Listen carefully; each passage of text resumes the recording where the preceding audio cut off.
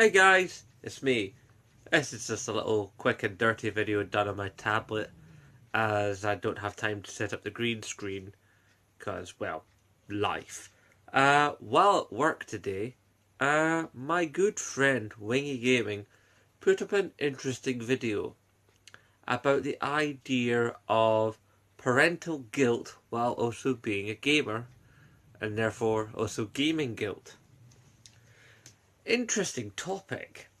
Because for myself, as a father, I'm like, I want to spend time with my child, but I also want to spend time with my games and my game system, both of which cost me a great deal of money. I work very hard, and my gaming time is limited due to being the fact that I work full time. There's only one TV in the house, and I have a wife that wants to watch things. I also have responsibilities and chores and all the rest of it and shopping. And then of course there's also the aspect of need to spend time with my child so he doesn't grow up virtually fatherless. And it's an interesting quandary. Now yes, I do have a couple of points in the week where gaming is definitely a thing that happens. I usually do get a chance to game a bit on a Tuesday night because my wife has a tabletop gaming session with some of her friends, either in my house or at somewhere else's. And generally, while that's going on, I generally once my boy is in bed, I can slap on the PlayStation and enjoy myself a little while. And the other one, of course, is when I stream. For those of you uninitiated, for maybe some of you newer people to the channel, or for some of you who have stumbled onto this into this video and found me for the first time, I stream on a weekly basis. Every Thursday evening, after Up at Noon, because I love that show, I generally tend to stream. Now, mostly what I do is I actually make it so you can vote on what games I play by coming to my Twitter account and using the hashtag ZenVote. You can come to the ZenBloke Twitter and then vote on what gets played on the ZenBloke Twitch channel. It's all very democratic. I've not done it for a while because nobody was voting, so I'm kind of hoping in the next wee while to resurrect that particular piece of functionality. But anyway, back to the original point. Should I feel guilty for wanting to play my games? Technically, no. I don't believe I should feel guilty, but there is always an implied guilt because you don't get those years back. But I feel as long as the child is either playing something with me that is age appropriate, or that my child is elsewhere engaged, either being asleep or out playing with his pals, because, well, my son is 8 coming on 9 soon, then that seems to be fair game. Then the only thing to get round is the wife.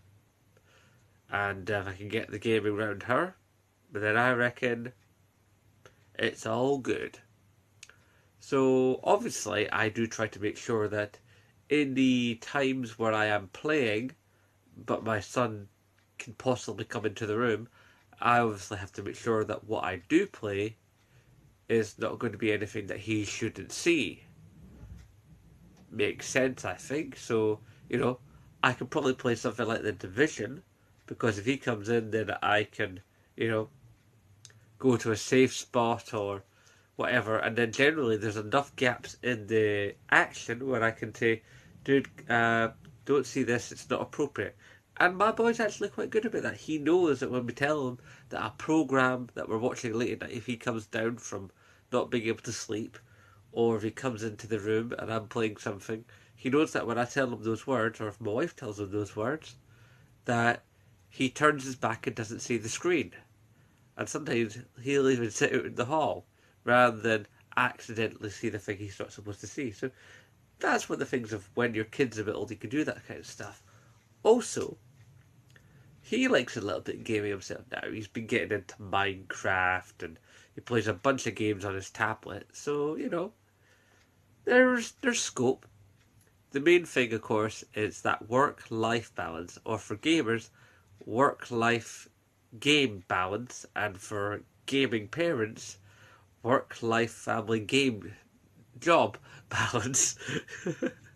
It gets a little bit weary sometimes, but see, even more so for the likes of me and Wingy Gaming and some other gaming parents I know of, like Big Kahuna. Uh, when you have a child, yeah, that's tough enough. But when you're also trying to make sure that you have enough content for your YouTube channel, that certainly compounds the issue.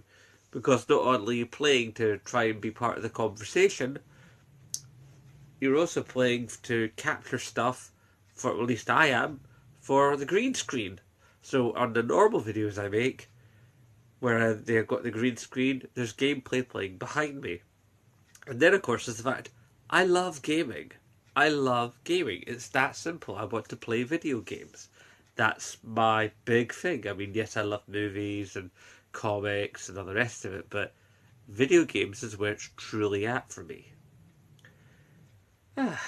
Anyway, guys, I just wanted to share my thoughts on Wiggy's video. As per usual, Wiggy doesn't make enough gaming videos these days because his gaming channel isn't doing well enough for him to do that. So if you're seeing this and you want to see good gaming content, obviously, one, subscribe here, but two, check out Wingy Gaming because the dude is excellent and he's a good friend and he's a great YouTuber, and honestly, he needs more viewers. He needs more subscribers, like we all do. Yeah, so the editing program I use is rubbish. It cut off the end of the video. So I'll end the video how I always do. Please remember to rate, favourite, comment, share, subscribe, and of course, as always, nae bother.